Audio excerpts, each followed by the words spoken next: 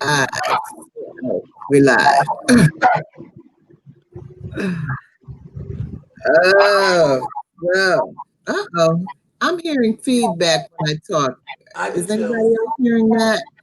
Yeah, there's a little, some kind of distortion. It's not, I'm not quite getting feedback, but something's off. Okay, let me look at my tools. Camera.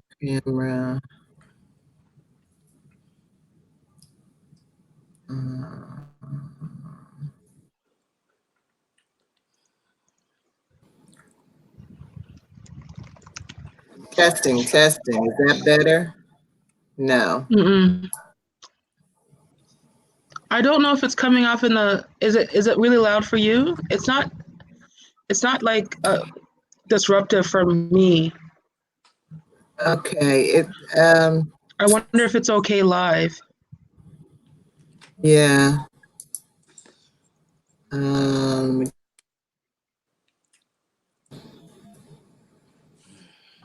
Testing. Mm-hmm. Can you still hear me? Yeah, I can hear you. Yeah. I don't know. It doesn't seem to be changing. But, well, maybe that's a little better. Okay. So I don't think we're going to have Nicole tonight because I think she is probably doing her class through September. Okay. So the ones that I don't know about are Gio and Kim. Anybody heard anything? No. No? Mm-mm. Okay.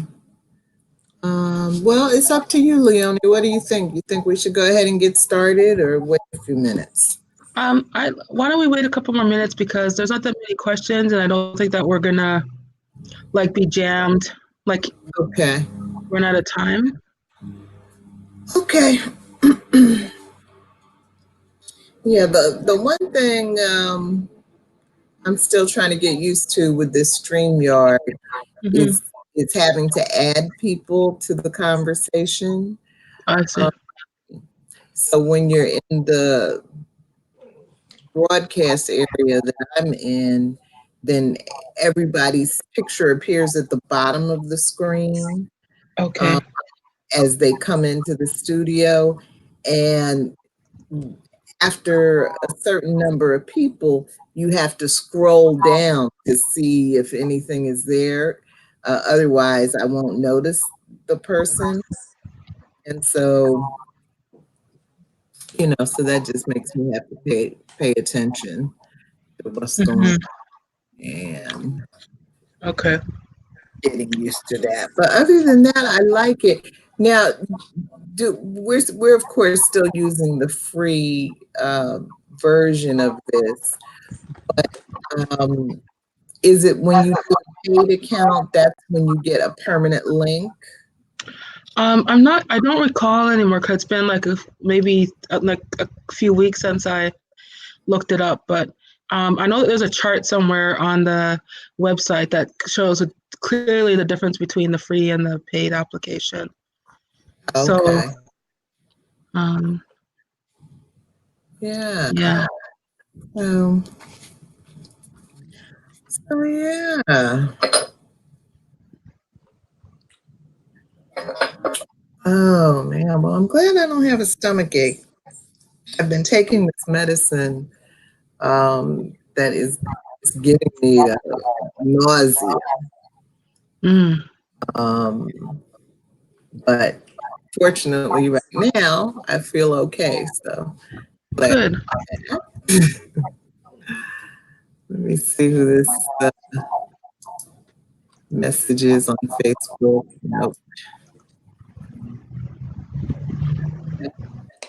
Okay, well, it's 5 after, so I think that's enough time. Okay. Okay. So let me remember how to move the camera. Okay. Uh-oh. Wrong button. Wrong button. What is it? I have to click on. I think now it's just me on camera. Okay, I have to click on. There's a little icon above your screen image, and that's what I have to click on. All right, all right. I think only my picture is broadcasting, just so you know. Well, yeah, I was doing that so you would Oh, as okay. the opening. Okay, great. So welcome everybody to the Global Black Feminist Reading Circle, where we are reading our story together. Tonight we continue reading this book, The Book of NightWomen by Marlon James, looking at chapters 15 and 16 at the start of the Joseph Andrews section. And tonight I am your moderator, Leonie Smith, and I am based in Vancouver, British Columbia. And tonight we have with us, and they'll introduce themselves. We'll start with you, Michelle. Hello, everybody. I am Michelle Odom. I am located here in Brooklyn, New York, and I have my entrance fee. Okay, and then Venita. Good evening. My name is Venita. I'm Walker. I'm located in Cromwell, Connecticut. I have my book. Okay, wonderful. Welcome. Okay, so we're going to get right into, actually, just a reminder that next week our facilitator, our moderator will be Kim Brandon. For tonight, we're going to start our with a summary. Oh, welcome, Gio. We were just doing introductions, Gio. Would you Oh, like to introduce yourself? okay, cool. I'm Georgette Moses, and I'm joining you guys from Columbia, South Carolina. Okay, so Welcome. welcome everybody. So if we take a look, I'd like to invite someone to read the summary. I can read it. Thank you, Michelle. Let me find it and make my screen bigger. Uh-oh. Uh, this is Joseph Andrews, chapters 15 and 16. In these two chapters, Lilith is being introduced to life at Coulebrae, a very different setup than what she is used to at Montpelier. Lilith is caught off guard and ill-equipped in many ways for what is expected of her. She is witness to some of the most brutal scenes in this novel, with much of the brutality carried out by the hands and orders of white women. Okay, thank you so much. Um, so we can look at the summary then for the first chapter of tonight's, that we're considering tonight, chapter 15. It's quite a big section. Is anyone willing to read that? Okay, I volunteer. Okay, thank you, Georgette. Hey. On chapter 15. Chapter 15 begins with Homer helping Lilith gather her belongings with Isabel watching. Lilith is then brought by Quinn, who steals one last look at her, to Calibre, where she is to be remade into a sensible nigger. A young black girl trips her way of the formidable house. Did I read that right? Trips her way. Okay, to safely to safety in a nearby shed. We are introduced to the Henry, the older boy, as he runs away from his mother chasing him for a bath. Isabel's stepmother gives Lilith the warning that she will whip sense to her, reminding Lilith that she witnessed her behavior at the ball, where Isabel's chaperone was injured. Lilith meets the beauty Dulcie, whose beauty confuses her as she is dark skinned, wide lipped, and broad nosed, and also dressed to the nines, as is the custom for enslaved people at Calibre. Dulcie is baffled that Lilith has not yet been bred. Dulcie, who is wet nurse to the infant child, has just had two of her own babies, twins, sold out from under her. Colibre is not an estate in the way that Lilith is used to, in that it has no crops. Lilith is afraid cause she don't know what to be afraid of. Roger whips Dulcie with a horsewhip, including 2 times he whip her in the face. He whips her until his hand gives out, all with Lilith watching.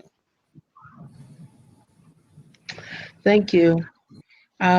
We have since been joined by another member. Did you want to briefly Yeah. introduce yourself, Kim? And if you're, and then um, we'll look for someone to read the first question.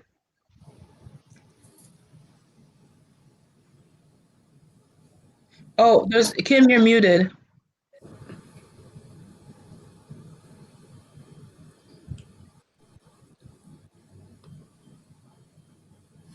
Okay, you're still muted, so maybe we'll come back to you. I don't know if there's a way for you to unmute her, Michelle. It says I can't do it because the guest chose to mute. Oh, okay. All right. Maybe the bottom of your screen. How would you unmute on your screen, Leonie? Yeah, at the bottom of the screen, the leftmost button is a unmute button. So I would just click it so that's not pink.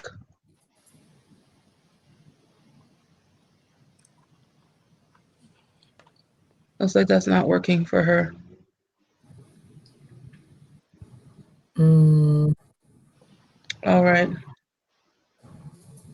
But you have a tools button also? I have a settings button, but I think she's saying to wave off, like she'll work on it, I guess. Oh, So Yeah. let's begin then with the first question.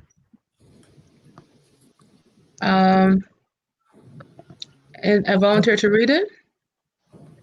I'll read that. Thanks, Venita. Isabel and her stepmother are brutal in their treatment of enslaved people. So much of the violence given to Black people has come with the excuse of protection of precious, weak, and delicate white women. I can't help but think of how this trope played out in the killing of Emmett Till, whose murder anniversary just passed. In what ways are Black people, and specifically Black women, still experiencing all Violence. all violence, experiencing violence of all types because of this idea of white women needing protection? Want to read number 2? Sure. Knowing that Roget, is the name Roget? Roger. Roger, knowing that Roger rapes Dulcie routinely, there is much to explore here, as between these two chapters, he is both playful and brutal to her. What can we learn about how slave masters thought of these women? Is there any way that this dynamic plays out in how you view white men or all men? So those are the 2 questions that came up with for discussion. Anyone feel free to jump in with a response or comment. well, I'm gonna when you read question number 1, the first thing, most recent thing that has occurred was this Me Too movement, where immediately fair skinned women were believed, but Black women were dismissed as usual. So, Mm-hmm. Yes. Thank you. Yeah. Yeah, and I for me, it could it's it could be anything that makes a white woman uncomfortable to the slightest degree is reason enough for severely punishing the black person. So in chapter 16, I think it is, we have the examples of, or chapter 15, I think, is where um, the mistress is wondering whether or not Dulcie has staked the cows, whatever that means. And she sends Massa Roger downstairs to see about it. And Dulcie says, she's about to do it. That leads to a whipping. And then I think it's chapter 16 where the young man Sacco, who has a crush on Lilith, one of his tasks is to leave flowers in the mistress's room. So mistress is having some kind of allergic reaction to these flowers, and she, instead of thinking that it's an allergic reaction, she's thinking Sacco is trying to kill her. So she ordered that he be tortured, and the Negroes run him down and tie him up and naked and rub him with honey so the ants get all over him. And so after the torture, that's still not enough, and then he's sold. So so throughout our history, in this hemisphere, that's what it's been. Any any little thing, real or imagined, it doesn't matter. Anything that makes the white woman uncomfortable is all the justification that's needed to unleash any amount of torture on the black body, male or female. Wow, that's curious. You just made me think about something that even if you're in the transgender community, it's the same way. Cause look at Bruce Jenner. I don't know what his name is now, but then you look at all the black trans women who've been murdered all over the country. Mm-hmm. You don't hear about that. Mm-hmm. No. Yeah. Well, a lot of it's economic power. We're in the United States of America. And if you don't have economic power, I don't give a doggone who you are. You're not heard. All the Me Too people, most of them were from Hollywood, wealthy white women, or had come in contact, or wealthy white hoes, call it the way you want to see it. So a lot of it is economic power. Mm-hmm. But again, people that have little means, they don't count. And that's with practically anything in the United States of America. I can't speak for elsewhere. Mm-hmm. But you have race and then economic power. Yeah.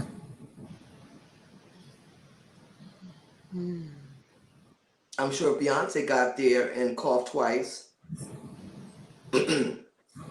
white women and black women would turn around, many of them, and look and listen.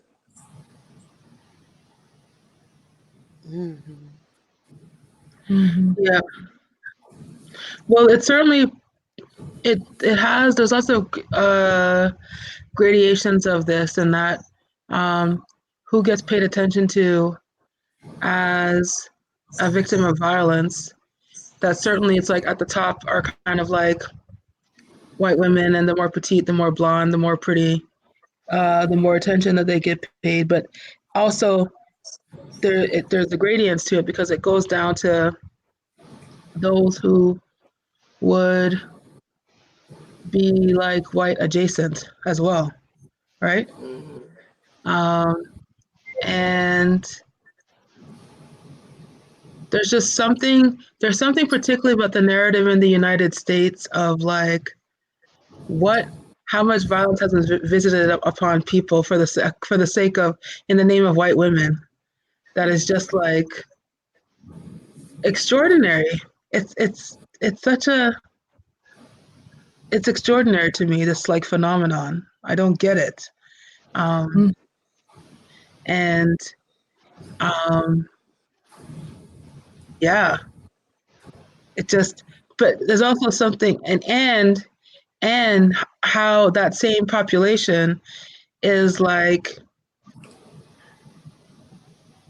has earned its reputation through slavery and everything else of like, not only a sense of entitlement, but a sense of like brutality. Like in many ways you can think of like the US election of Donald Trump as another way that white women brutalized everyone else in the United States because they voted for him overwhelmingly. Yes. Definitely. Kim, we want to hear your voice. Hi everybody. I had some Oh, things that I had to fix on my computer, so I've done that. So hi, good evening. and who are you? I'm Kim. I'm in New York, and it's good to be here reading this book with you all. All right. Okay. Just want to check before we move on. Did you have any answer to the first question or the second question? The only thing that Kim? the only thing that comes to mind is that just how fatigued I am. I'm just really tired of the dual standards, the pretending to be something that this country pretends to be something that not only is it not, but it's the opposite of what it says it is for, especially for a black one. So I'm just feeling fatigued. It's just been like so many months of hearing about different assaults on us, and so I'm just feeling fatigued. And the latest one was that these two police officers raped a young woman who was handcuffed, and I think they didn't get any time. They didn't get any time. Hmm. So it's the same thing. It's just I don't know. So that's what comes to mind at this point is how do you break this? How do you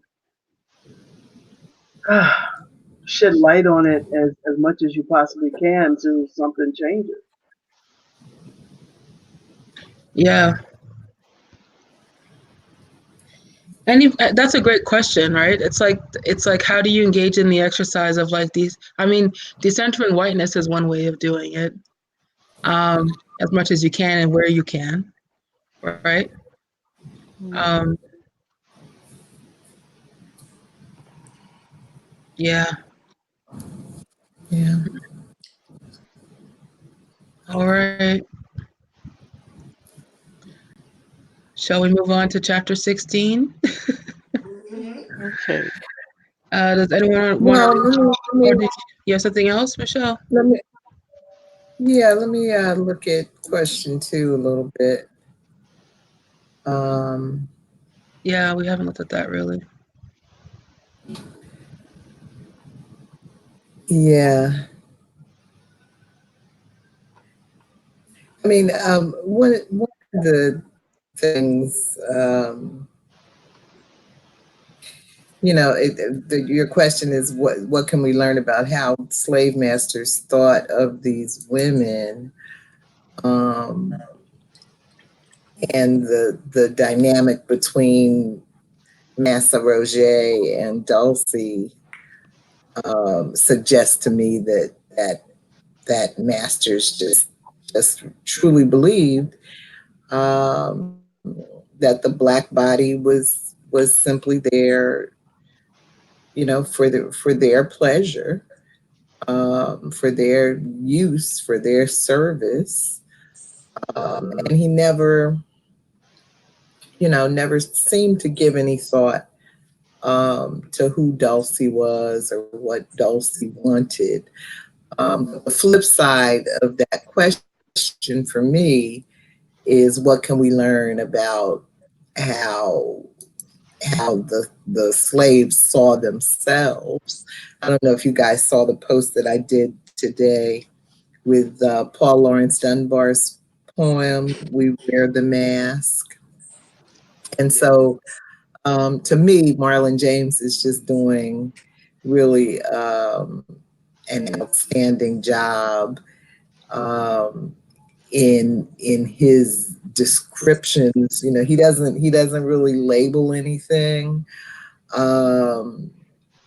but he just gives you the step-by-step description of what it looks like. And so the scenes between Dulcie and Massa Roger, to me, are what it looks like to wear the mask, to not be yourself. Because, you know, as he's feeling her ass or raping her, whatever it is he's doing, she's always kind of playing along and, you know, and sounding as if she's really enjoying it and into it. But at the same time that she's making these sounds, Lilith is looking into her eyes and she sees the deadness, she sees the vacancy going on there. So I think I love the way Marlon James is doing that. Thank you.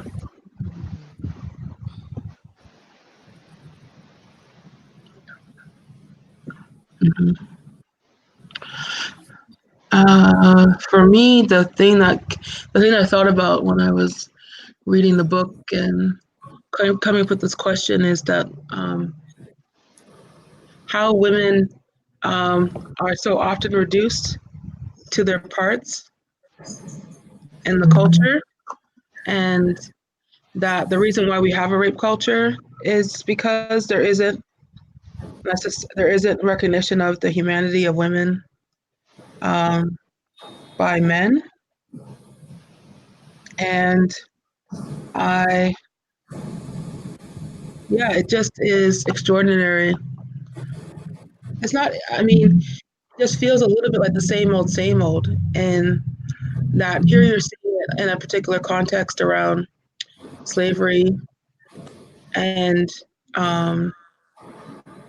that still, this is a battle that women are still engaged in, about an existence that goes beyond for the pleasure of men.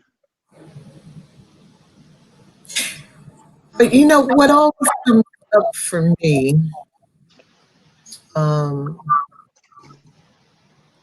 you know, is at what point is going along with the program really self-defeating? Like Venita and I were just talking about a scene where Dulcie calls Lilith a pick-me. And Lilith says, you know, me name ain't no pick-me. Me name is Lilith, right? And that's just such a Kuju Chagalia kind of naming yourself kind of moment. And that's one of the things I love about Lilith, that you can beat her, you can kill her, you can do whatever you want, but she is not going to let go of the idea that she has some ownership over her own life. So, like, you know, when I think about the thing with Sacco, you know, and it was the Negro men that ran him down when mistress said, "Get him, get him, get him." You know, at what point, when do we ever say, you know, enough? I'm not, no, no, no.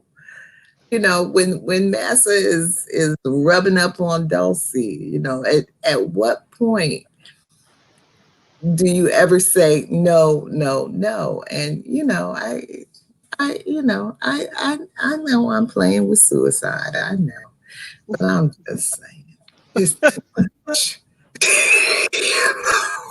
Too much.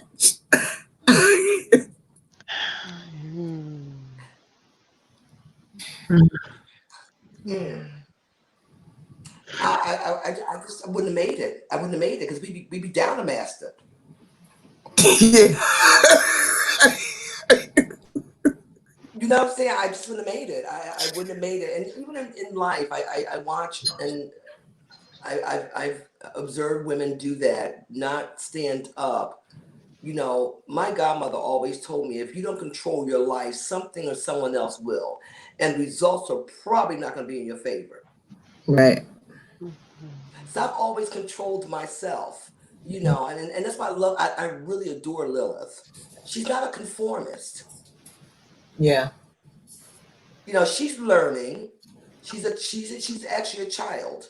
Although, you know, back then children were not children, they were just products and, you know, and chattel. But she's learning, and that's why I really enjoy her a lot. Is because she refused to conform. Mm-hmm. And if you conform, start conforming in your head, because your head is what controls your body. And once you start to conform and forget who you are, or let someone diminish who you are, it becomes okay. People Yeah. assume that it's There's okay. just no end to it. This is no end. It never ends.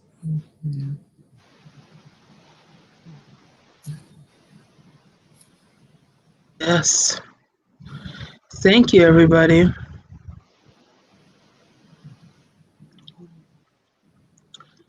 Shall we move on?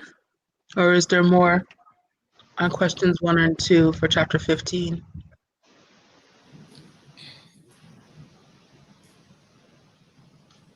Okay. I'm looking for a reader for the summary of chapter 16. Who's willing? I can do that. Okay, great. Thank you. Lilith is awakened by Darcy, who is chipper enough to confuse Lilith if the beating she heard her get the night before actually happened. Lilith is again confused when Darcy waits on her to milk a cow, something she's never had to do and has no idea what to do. Darcy shows her how to milk the cow. Slow, slow but firm, like when you're pulling the master's ding dong. Roger meets Lilith at breakfast. Darcy sends Lilith upstairs with Roger's wife's breakfast, who then assigns care to the baby to Lilith. Lilith serves Isabel her breakfast and dresses her. There's another incident of Isabel speaking, what's this? Patois. Patois, thank you. Isabel only, and not directly, seems to recognize Lilith and all Black women as women only in connection with their sexuality. Otherwise, both Isabel and her stepmother resort to describing these women as animals. There's one thing that I admire about in you nigger women.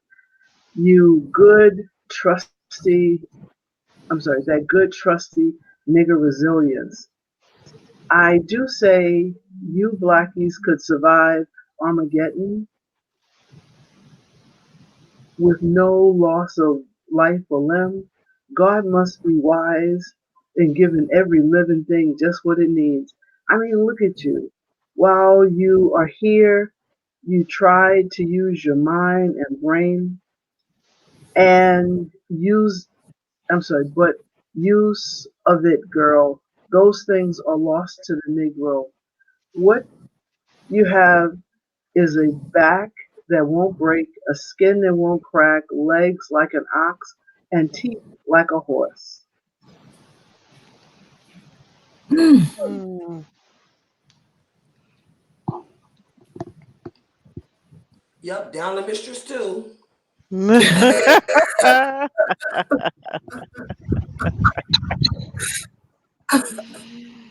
Okay. The first question. The question: to what do you attribute the chipper Dulcie? A survival strategy? And it's tied to number 2. In what ways do Black women continue to act as Dulcie, putting on a face or a front? Is there always a choice to this? Or is putting a chipper face on things a necessary part in service to our survival?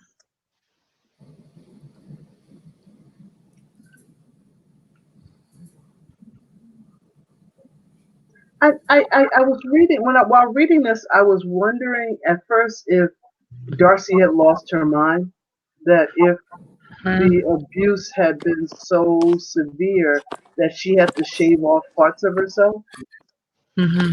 and it just there was just parts of her being that the master and this oppressive system couldn't reach anymore. Like that was her survival skill, is to, because that one day when they were describing how much hard she had to work when, you know, she did the goats and the chickens and the beds and the this and the that, and she still had more to go. And I was just like, wow, that chick never stopped, you know? And then at the same time, she had to screw the master and make his breakfast. And it just seemed like her mind had to find a way to survive it all.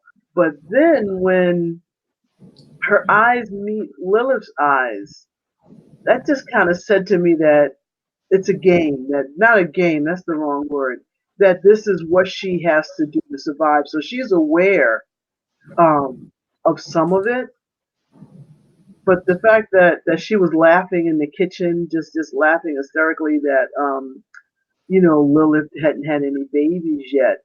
That part confused me. I just felt like, uh, you know, how much of this culture, how much of this slave culture, when are you in it? When are you out of it? And like Rochelle is saying, when does it no longer serve you? Mm-hmm. You know? Yeah. She might have been laughing just out of nervousness. You think she You was know, laughing also. out of nervousness? Yeah, like I mean, I do that sometimes. I'm laughing, but it's more of a sarcastic laugh. It's not a But laugh of madness. she went on for some time laughing at the fact that Lilith had not had any babies. And, yeah, and she might have been thinking to herself while she was laughing, I heard about you, Lilith. If they tried it on you, Lilith, you gonna cut somebody. That's probably why she was laughing so long. I You know, didn't I'm feel being that. real. I don't think she was. I don't think she's insane at all. I think that her laughing is kind of a laughing out loud, thinking to yourself type thing. Hmm. I Because kind of. I don't think she even believed Lilith. I think that she was laughing at the fact that somebody was standing there saying to her that they were still what she thought was a virgin. And so I think she was even saying only God knows. So and he's not saying if Lilith is telling the truth. But it felt just a little bit like, if I'm at the bottom of the well, I need you to be down here with me. Mm-hmm. Yeah. Well, it was quite unusual for Lilith to be her age and not have been raped already. Yeah. It's not as if she felt like she did. And then when you hear that Dossie had just had 2 babies taken, how do you feel about the laughter when you hear that this woman's children had been either sold, stolen, or killed, and somebody standing in front of you saying that they've not experienced anything like that? So I don't trust the laughter. Yeah. Well, I didn't say trust her. I'm just saying, you can't trust anybody around there. You can't trust Lilith. Be that the case? I think I it's don't, I interesting. don't mean trust in that way. I don't mean trust in that way. I'm just saying that I think that there was a little bit of a mean spirited in the laughter because she was in so much pain. Yeah. Probably. Yeah. Yeah. Well, you Probably. think about the amount of throughout this book so far, we've been reading about Lilith, and we have been feeling sorry for her about the things that she's had to endure. But then you come across someone like Dulcie, and you realize that, like, Dulcie has had to work significantly harder, has been through significantly more abuse than Lilith has, just by circumstances of where she is, Yeah. in terms of being at Colibra. And it's not like Montpellier is like some walk in the park easy thing, but Yeah. somehow there's just a tremendous the amount of violence that's been both through work and through rape and physical and whippings that hasn't visited on this one woman, Dulcie, is just extraordinary.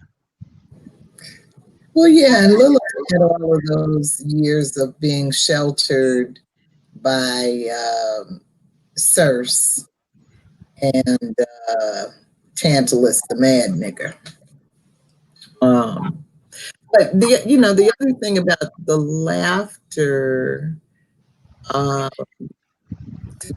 is the first time we see the laughter, I think, is the morning after Dulcie took a beating for not tending to the cows quick enough. And so Lilith wakes up in the morning and is like, and she sees Dulcie just being chipper, and she's perplexed by that. And so I definitely think it's a survival strategy that Dulcie has learned to employ. Mm-hmm. But again, I don't know. I don't know. I mean, there's value, I think, in learning how to find joy wherever you are, in the present moment and all of that, and no matter what is going on, to be able to experience some joy. So that's a good thing about Dulcie's approach. Um, the the and another good thing that I saw in that dynamic was, for Lilith, this is the first friendship that she's ever had. Dulcie said she was pretty. The first compliment I think Lilith has ever gotten in her life. And so Dulcie's ability to find joy no matter what she's going through also allows her to kind of project that onto someone else. So I think that's a good thing. The only downside, is like what I was saying earlier, but how do you ever end the situation if you're just finding ways to cope with it, to deal with it? Do you ever change it?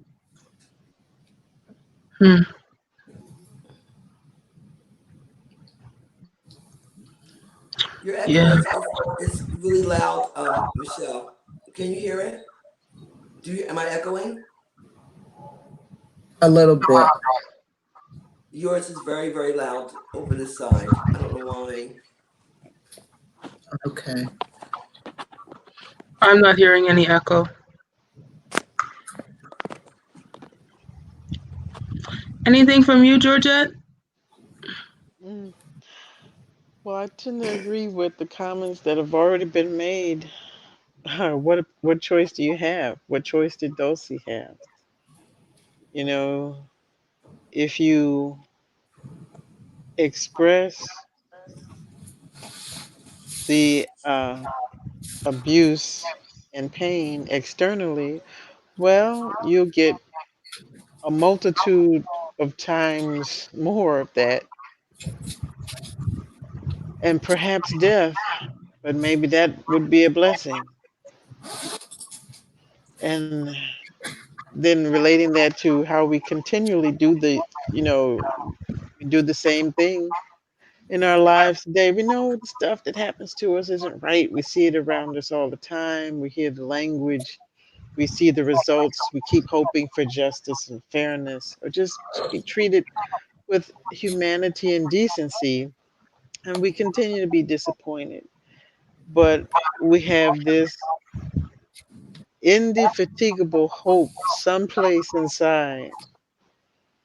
Mm, Maybe when we look at younger people or our children or our relatives, and we feel like we can't give up because if we do, then what will they have?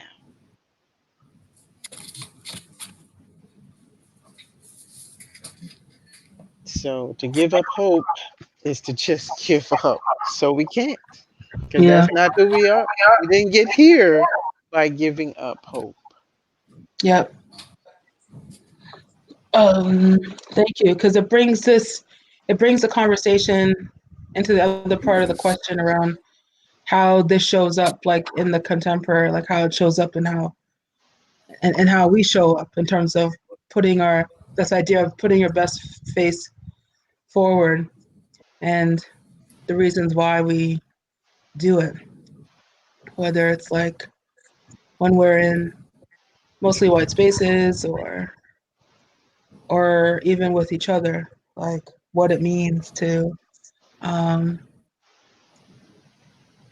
yeah, to put a bright face on what could be like erasure or racism or any of those things, Mhm. and that it cost us to do that. Yes, it does. Yeah. I don't really have the ability to do that, and so I'm like this wherever I go. So it's hard. It feels like I'd like to be able to not always be so serious and not always be, like my daughter calls me Malcolm X.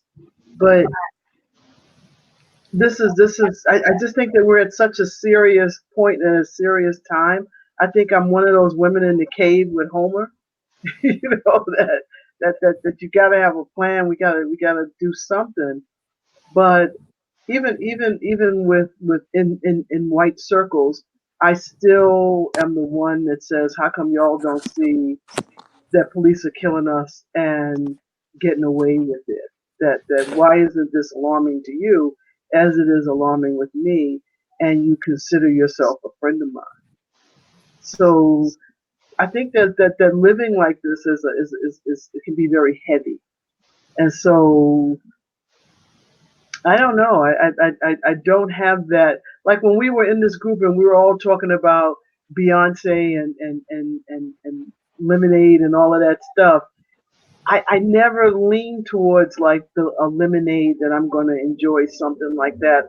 I'm always looking for that thread of how is this dangerous to us, and so I'm not that chipper one, and I think that wears on your soul too.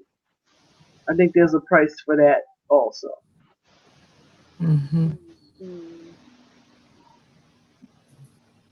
Definitely. Yeah. For me, it's something that's very active in the workspace and something that I actually find that the clearer that I get about who I am, I've been engaged in this exercise to like decolonize my own way of thinking about myself and understanding myself and issues around kind of like race and oppression. that like my body cannot tolerate putting on a front for anybody. And that being said, I have like a commitment to like nonviolence. And so it means that I don't also have available to me what I used to do, which is to call out people. And so I find it's very hard to like speak to what's happening for me in spaces, just to kind of like show up fully and tell the truth fully. The language is really like not there. It's not very fluid for me because I'm so used to doing whatever it is that we need to do to survive. But I think it's something to like commend you for, Kim, that like you don't have this ability to do it, you know, because I read an article talking about a term representation burnout and how this kind of behavior, this kind of masking of things or having to explain things all the time has been documented. It's well known that this is the kind of stuff that like kills us, is having to some way hide all the time. Mm-hmm. And not having opportunities to speak to what's coming up for us and what's real for us. Yeah. Can you hear me? Yeah, I think that there's a echo though now that you have your headphones on. Okay. It's hard to say because you're only saying like 2 words at a time. So Yeah. Yes, it's a lot of echo. Still the echo? Yeah. Okay, so I'm not getting the echo now. So it might be on Venita's side. I don't know if Kim or Georgette are getting echoes, but I'm not getting one from you. I never have. No, Okay. it was never an echo. It was just like maybe some noise in the background, but Yeah. not nothing Yeah. too bad. Okay. I didn't hear the echo, but where I am is very noisy, so I'm keeping muted. Yeah. Okay. But you can hear me now? Yeah. Yes. Okay. So I'm wondering if we can. So Yeah. I just wanted to say along the lines of what Leonie was saying is that, you know, and what we don't see a lot of is white people having to wear the mask.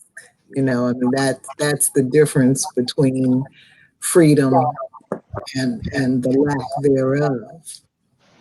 You know, we even have an example in this story of little Henry when the mistress is chasing him around trying to get him to take a bath, and he twists his ear.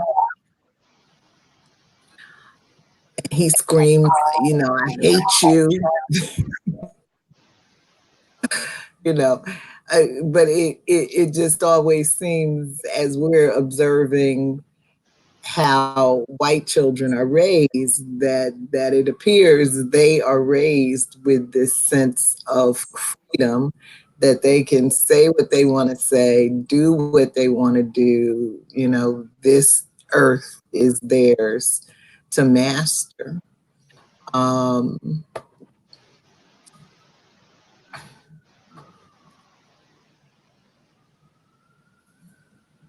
I think to that point, Michelle, I think one of the things that is frightening to me is that our children, because they are being so influenced by media and technology and being plugged in all the time, that they have this sense of privilege that they can't always afford to have.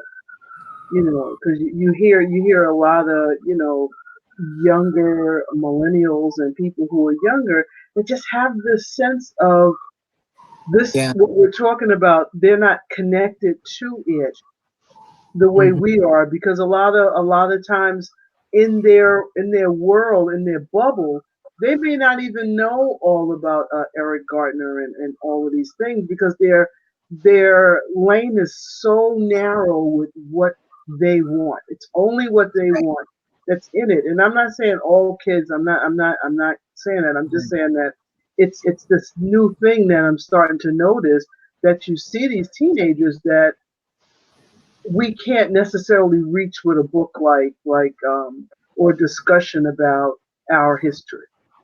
Yeah.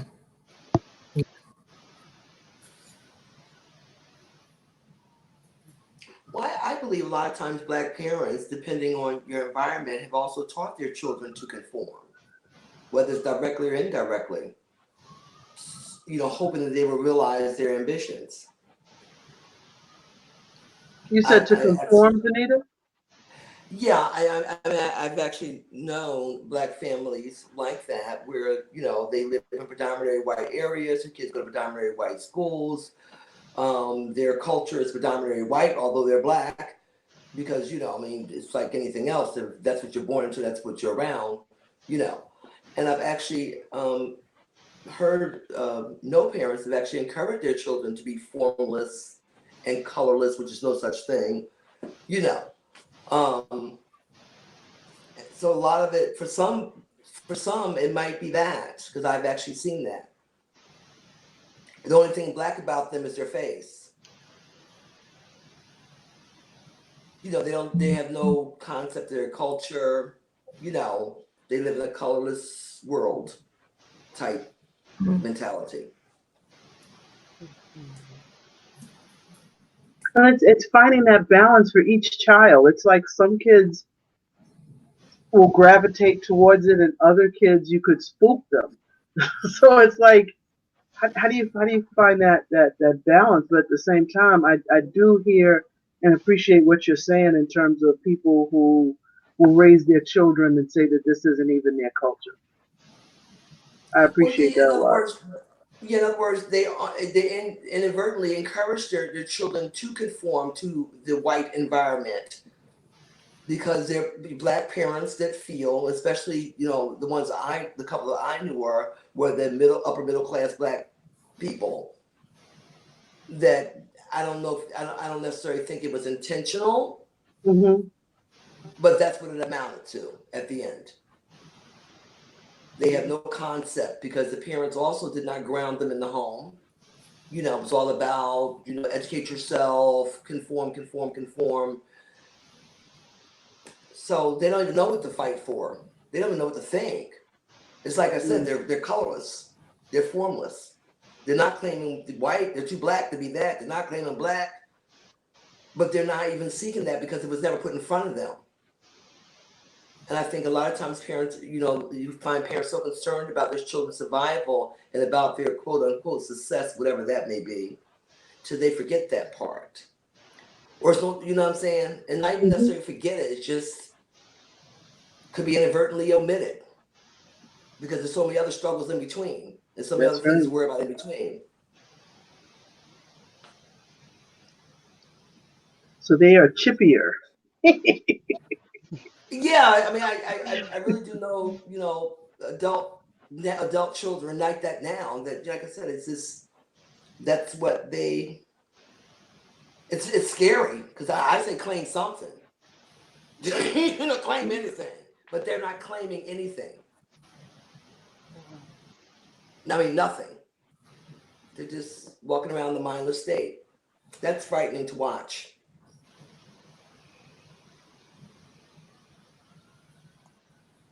Meanwhile, Great discussion, guys. Um, okay, I think we'll skip 3. We'll go to 4. And I would like to read 4.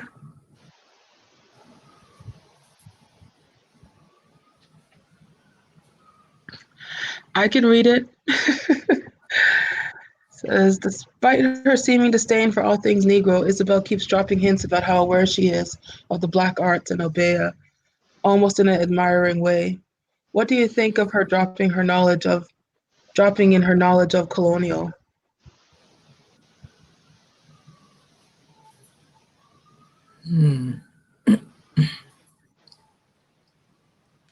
not much. I hate Isabel. I hate her. I hate her. she's miserable. She's just a miserable, nasty person. Yes. But you know, she's so arrogant and entitled that it doesn't faze her to consort with, you know, this black culture and still not and still try to stay in her lily white, pure as the driven snow, which she's not, persona and during the daytime, right? and, Right. and she's sadistic, She is. beating. She a Oh, freak. didn't she? Who did she hit with the whip to wake him up? What was it? Lilith or Dulcie? No, I think she hit Lilith in the face, right, to wake up one morning. And Yeah. like, and this is how you expected to jump up and go, oh yes, yes, mistress, whatever you say. With your face all swole up from a horse whip. Come on now, no, we go. Let me follow you outside with this pan. No, with this pot. Let's see if you make it to the bar. No, Mm-hmm. yeah, yeah, But just they're all masochists. They're all yes, masochists. they All of them. are. Oh my They're just gosh, freaks. Just out and out freaks. They're all masochists. And you can see just, them gleaming. They get off on it. They just, just, but they literally, you can feel them gleaming and getting off and watching the pain. They're sick freaks. Really. yeah. The amount of Sadist. mental illness is just. How did we even get here? Oh gosh. I Yeah. don't think they're mentally ill. I don't think they're mentally ill. I think they're very aware. I think it's just some freak ass shit that they're into. I'm tired of everybody blaming everything on mental illness. There's Well, some no, people no.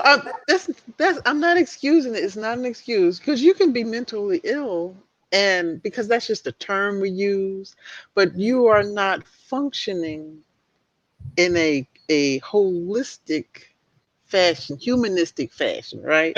Because of whatever happened to you that you are aware of or not aware of, but you are enjoying doing this thing or perceiving information this way and then translating it back out in a particular way that's not normal. It wouldn't be normal for a society that wants to grow, and produce other healthy human beings, but Right. they're just reproducing more negativity, more hurt, more pain, Right. and all types of all fashion because they sit in the seat of power, and so they feel Right. entitled, whether they're justified through genetics or religion. So they find the reasons why this is the right way to be.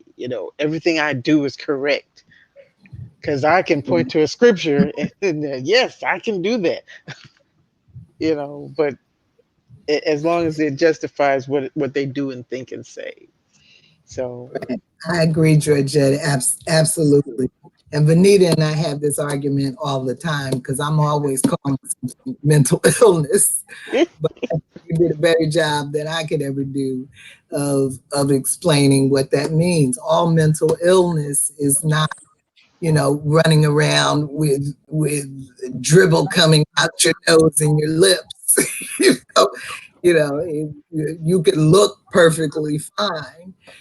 Donald Trump looks perfectly fine, I guess. Um, but I would call him mentally ill.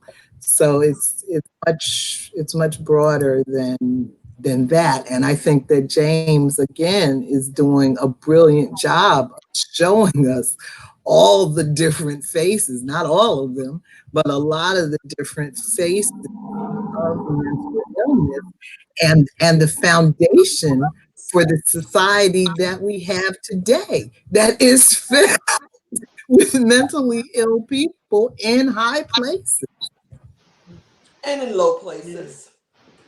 I and think in low places. yes, I think yeah, one I of mean, one the of reason why the the reason why I said that is because there are people that and when I say about mental illness, a common sense would dictate to me that every mental illness, the face is not folks walking running around looking like they're deranged, and that's not anything I was trying to allude to.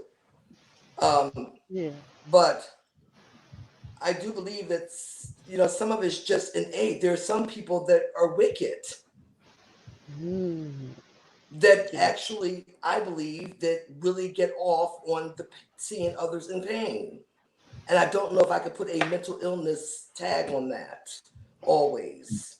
That's what I was saying. And see, I Mm. would say if you get off on seeing others in pain, if you are innately wicked, you are innately mentally ill. It is not healthy. It is not normal. It's not Uh, our norm. It's not our norm. You know what I uh, mean? It's not our norm. yeah.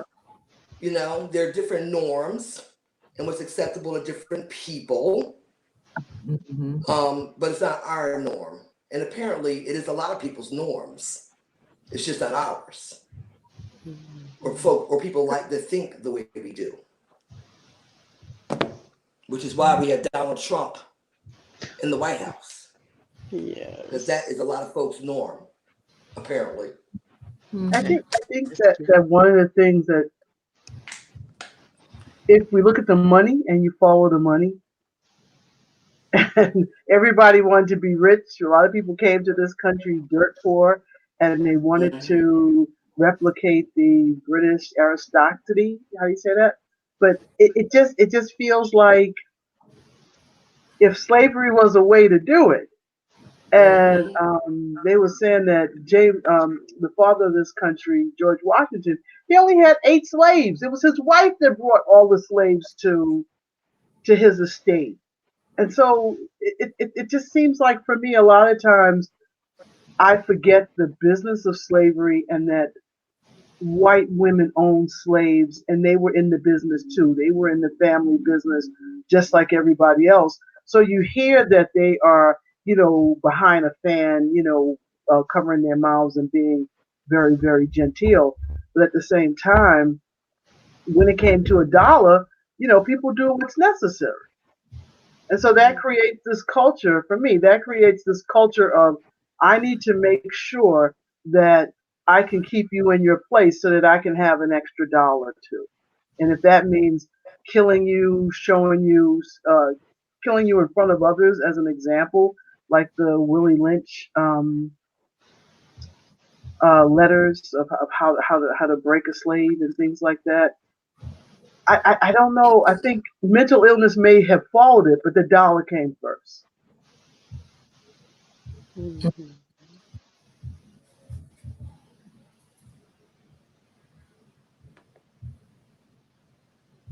Nobody Great. has a comment. I'm sorry. Am I out there on a ledge by myself? You're not out No, there in a ledge no. first. Mm-mm. Oh, No, okay. no, we're thinking about the depth of that. Indeed. All right. So let's take a look then at question 5. Do we have a reader? I'll read it. Thank you. In Dulcie and Homer, you have two enslaved women supposedly in the same position in different households, yet they could not be more different. Homer, stoic in her demeanor, Dulcie, playing at the happy Negro. These portraits give some insight into the many ways slave life was experienced by women. Why do you think James has portrayed them so differently? What about their experience as enslaved women shape their personalities and their approach to being women with some power in households in colonial Jamaica? Thanks, Michelle. Wow, that's so interesting. I didn't, even though as I was reading it, I didn't see Dulcie as the the head house Negro. I saw her as the head workhorse because she had to do everything. And maybe Mm, that was just the difference in the level of wealth between Roger and Master Henry's home. you know, uh, maybe they didn't have money for more slaves to be in the house, or maybe maybe they didn't survive under Right. the tender ministrations of Isabel and her mother.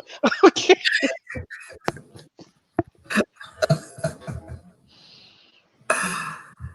Yeah. Well, you heard her call Quinn a nigger lover. Oh yes. Huh? I said, you heard her call Quinn a nigger lover. She ain't feeling them Irish men. On top of that, he loves niggas. Now that combination is set well with mistress. Yeah. Yeah. Yeah. And she wanted Lil to know that you ain't here with Quinn. We ain't loving no niggas. So you move the wrong way, you're gonna get some honey on your ass and be against that fence. Oh.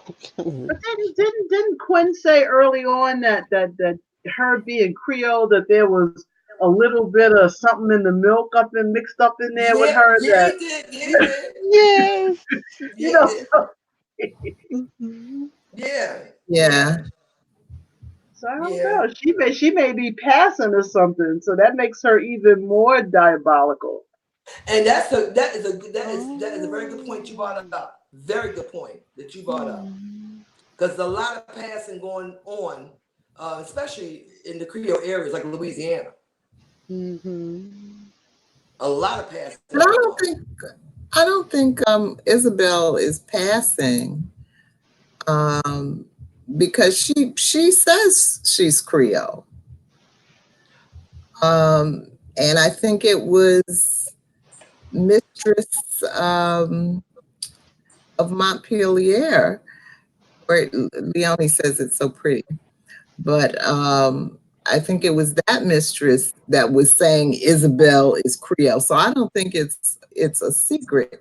And if Master Roger is the French white man, then then I guess Isabel's real mother must have been a black woman.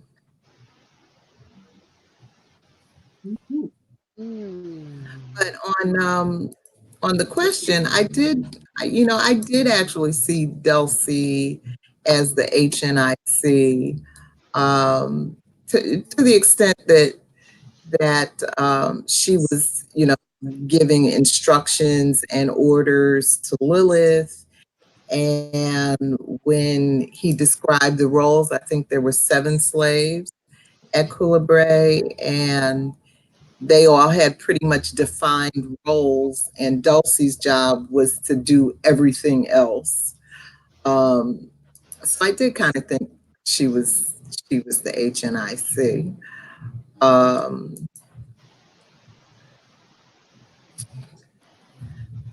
yeah, and I agree that seeing the two characters gives some insight into different ways that role might be experienced. Another thing, of course, is Homer is an older woman. Um, so she didn't really, certainly Massa Humphrey was not going to be trying to rape her. You know, those days are done for Homer. Dulcie is a younger woman, so she still has to put up with that kind of thing. Homer's source of power um, is more her knowledge, her wisdom, her um, demonstration of loyalty over the years, all of those kinds of things. And, Dulcie, I guess her claim to fame is she's pretty. Mm. And she's a workhorse. She does the work of everybody else. So when one person doesn't do it well, she's beating for them too. Yeah, she can't catch a break. Mhm. But the thing I Yeah. love about how this is written is because it just gives you this insight based on whether or not it was a plantation and a farm and a business, what the different treatment was.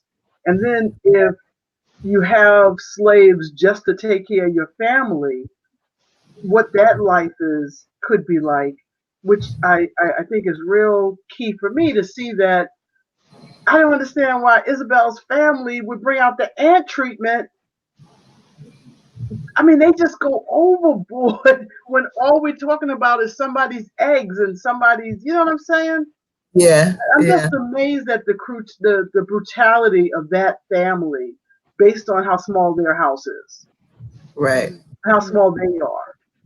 Well, it's right. kind of boring there. It's boring. It's all made of brick. Remember, Lilith was describing it. There's brick inside and brick outside. Not like my Pierre. It's probably a form of entertainment for the freaks. I'm sorry?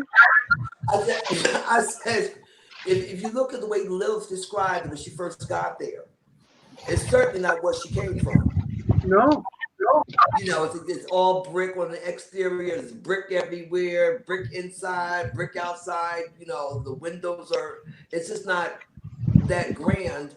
So you know, it's almost like a form of entertainment for them to see to beat the slaves and Yes. do all this extra. You know what I'm saying? I think And they there's say it's that scene. That's sad, but see, it's almost like a form. It feels like to me, it's almost like a form of entertainment. I There's no think other reason for it. I think that another thing to consider is that there actually is how much the fate of the enslaved people is tied up with the fate of the people who own them and of the houses they have and of the estates, because Culebra, the Montpellier has had or has been run by an overseer. There was a long absence of the owner being Right. present, right, between the death of the father and when the son came back. And you have, you have in Colibra a place that had more consistent management. Is a different kind of place because the owner is a professional, not a farmer, but not a plantation owner. Right. And so it's probably why it is that they're well dressed, because they're an extension of whatever it is that the family carries. Right.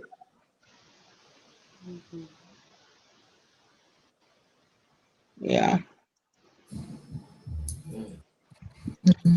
Okay. So we have like 10 minutes left, maybe 12. So we can sneak in one more question unless there's more on this. We have one last question. Isabel resorts to an often heard description of Black people being physically invincible and like animals. How does this trope still play out in the lives of Black women?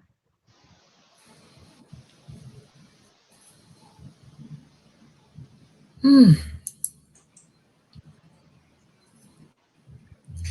that was a section there. Let me just just get us back in the mood. Let me read that part again, Leonie. Mm-hmm. There's one thing that I admire in you nigger women, that good trust in your resilience. I do say you blackies could survive Armageddon with no loss of life or limb. God must be wise in giving every living thing just what it needs. I mean, look at you. While you were here, you tried to use the mind, the brain. But use of it, girl, those things are lost to the Negro. What you have is a back that won't break, a skin that won't crack, legs like an ox, and teeth like a horse. Down mistress. That was Isabel. I mean, it's just. When I read that, It reminds me of the NFL. I know it's a weird analogy, but that's what it reminds me of. The NFL. In what way? In what way? In many ways. NFL reminds me of a plantation where you have all these men, dingo strong men that play different positions. And I can picture them being up on an auction block, the owners of the NFL football teams, and they walking around seeing they got good teeth, good legs, good ass, to be able to play these positions. And here's your contract, but don't get hurt, because once you're hurt, you're not any of use to us anymore. We'll ensure this part of your legs because you are safety. And if this happens over here, then we have to make sure that we collect off your ass. Slavery always reminds me of organized sports where they have a significant amount of blacks that are dominating that sport, in the way they're treated, in the way they're seen. I know it's probably a little different analogy to what we're talking about, but I always parallel that to slavery because it feels that way to me. Yeah, it really feels that way to me. You're 220. Yeah. You're 220, 6'2". You can bench press 400. You're going to be the offensive lineman. You're 6'4", 6'2", weighing 170. You're tall and trim. You're going to be the left safety. But are your teeth good? Is your legs good? It just, and I think this goes on and on today. It just never stopped. Just never ever stopped. And these people are willing, and some people say it's opportunity. I guess that's an argument for another day. To be sold as actually sold as chattel, to be used as chattel. It's amazing. It's amazing to me. It's amazing. And they're only as good as their last play, like a slave. You're only as good as your last play. You bought that food to me in a timely, orderly fashion. I'm feeling good at that moment. 2 minutes later, you bring a flower to me and I sneeze 4 times. I'm going to whoop your ass and put you outside and hang you up naked and pour honey on you. It's that same type of mentality to me. It's like it just never stopped. It was like we're still in bondage. We're still in chains. And some of us by choice, unlike Lilith and the other folks in the plantations. Thank you. Anyone else? I think how it plays out for me and what I see is we were raised in my household that the Black women were supposed to be strong, and that none of us, that expression, I'm gonna give you something to cry for. So we're not criers. We're not criers, and we can be bleeding and beat up and everything, but at no point am I ever gonna be just a damsel in distress. And everybody needs to, be that every once in a while, but that was just not a part of, how we were raised. We were always raised to be extremely strong, even when we drag in ourselves.